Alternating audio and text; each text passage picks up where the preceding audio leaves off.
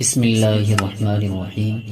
سوال یہ ہے کہ فجر کی نماز سنت کا مسئلہ لوگوں کے ذہن میں الجھا ہوا ہے۔ اکثر لوگ فجر کی سنت ادا کرنے میں فرض کو چھوڑ دیتے ہیں۔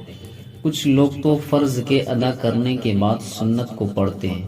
اگر فرض چھوٹ جائے تو سنت کب پڑھیں یا فرض کو چھوڑ کر پہلے سنت پڑھیں؟ انشاءاللہ اس مسئلے کو تفصیل کے ساتھ بتائیں گے۔ اس کو غور سے سنیں، اس مسئلے کو پورا سنیں اور سننے کے بعد لوگوں کو زیادہ سے زیادہ شیئر کریں تاکہ سبھی لوگ اس مسئلے کو اچھی طرح جان کر اچھے طریقے سے نماز ادا کر سکیں۔ تو دیکھیں، اس مسئلے میں اگر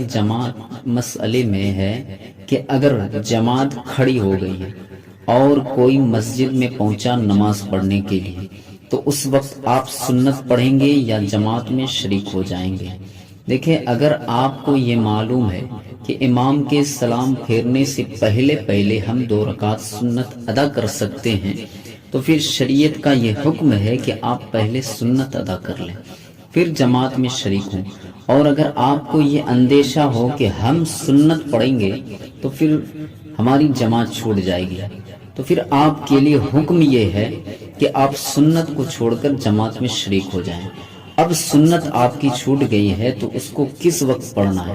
تو دیکھیں کہ جماعت کے فوراً بعد سنت پڑھنا جائز نہیں ہے۔ سورج نکل جائے اس کے 20 منٹ بعد سنت پڑھیں۔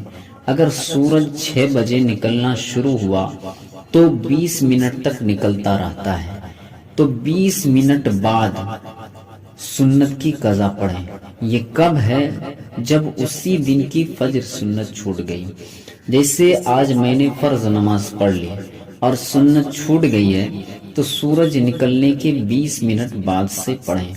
اب اگر کسی کی فجر کی سنت و فرض دونوں قضا ہو گئی ہے، فجر کا وقت بھی نکل گیا ہے، تو کب پڑھنا ہے؟ دیکھیں، سورج نکلنے کے 20 منٹ بعد سے لے کر زوال سے پہلے یعنی دوپہر سے پہلے اگر پڑھنا ہے تو فجر کی سنت اور فرض دونوں کی قضا پڑھنی پڑے گی۔